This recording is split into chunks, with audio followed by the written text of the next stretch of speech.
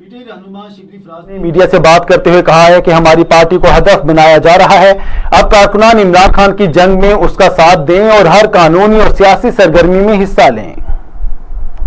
पाकिस्तान के अवाम ये सब कुछ देख रहे हैं और जिस तरह से हमारी पार्टी को एक हदफ बनाया जा रहा है, पाकिस्तान की सबसे बड़ी मकबूल तरीन सियासी जमात को जिस तरह से उसके साथ मुकदमों में उलझाया जा रहा है, जिस तरह से कि पुलिस की दहशतगर्दी की जा रही है और बड़े मुख्तलिफ तरीके लोगों को अगवा किया जा रहा है।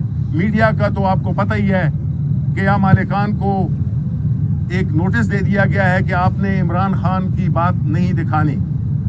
देखें, ये मुल्क इस तरह नहीं चल सकता। ये 75 साल से इसी तरह चलाया गया है और नतीजा क्या है कि हम बेकारी बन गए हैं बकौल शहबाज शरीफ के।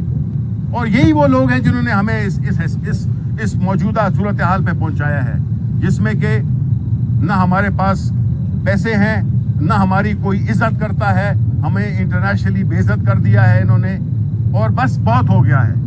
अब अवाम ने अपनी जद्दोजहद के लिए जो इमरान खान उनकी जंग लड़ रहा है उसके लिए निकलना है और हर उस कानूनी और सियासी एक्टिविटी में हिस्सा लेना है जो कि इस मुल्क का अब फर्ज हो चुका है अवाम पे। इमरान खान ने आपकी जंग लड़ी है और लड़ेगा, लेकिन आपका भी फर्ज बनता है कि आप अमली तौर पे हमारी जद्दोजहद का हिस्सा बने, क्योंकि अगर ये नहीं हुआ तो इस मुल्क का कोई मुस्तकबिल नहीं है।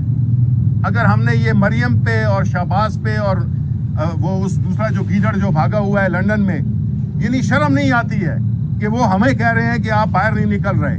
हमारा लीडर तो शेर है, वो तो निकल रहा है, वो तो रैली को भी लीड कर रहा है, वो जलसों को भी करने वाला था। इंशाअल्लाह ताला हम यही समझते हैं कि हम हक पे हैं। हमारी जो जहाद है, हमारी जो जंग है, वो पाकिस्तान के लिए है, वो ज़ात के लिए नहीं है।